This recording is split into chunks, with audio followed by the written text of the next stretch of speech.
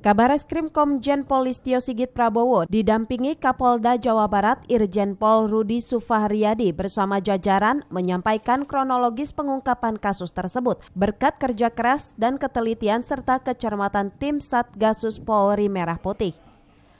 Berawal dari informasi adanya transaksi narkoba jenis syabu dari Iran dengan modus ship-to-ship di tengah laut Samudra Hindia.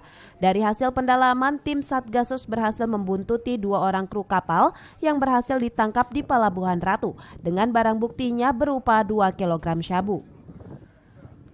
Tak sia-sia, dari hasil pendalaman 3 orang kembali ditangkap hingga akhirnya melakukan penggeledahan rumah di Villa Taman Anggrek di Sukaraja, Sukabumi dan menemukan barang bukti berupa sabu seberat 402 kg. Yang dilakukan oleh sindikasi ini adalah melakukan transaksi ship to ship.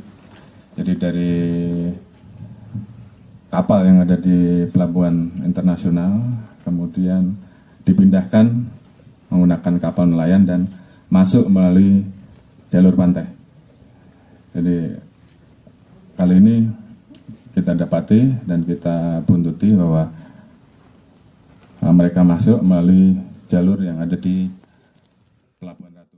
Kepada para tersangka, polisi menerapkan pasal 114 ayat 2 subsider pasal 111 ayat 2 Undang-Undang RI nomor 35 tahun 2009 tentang narkotika dengan ancaman hukuman mati. Dari Sukabumi, Muhammad Satiri melaporkan.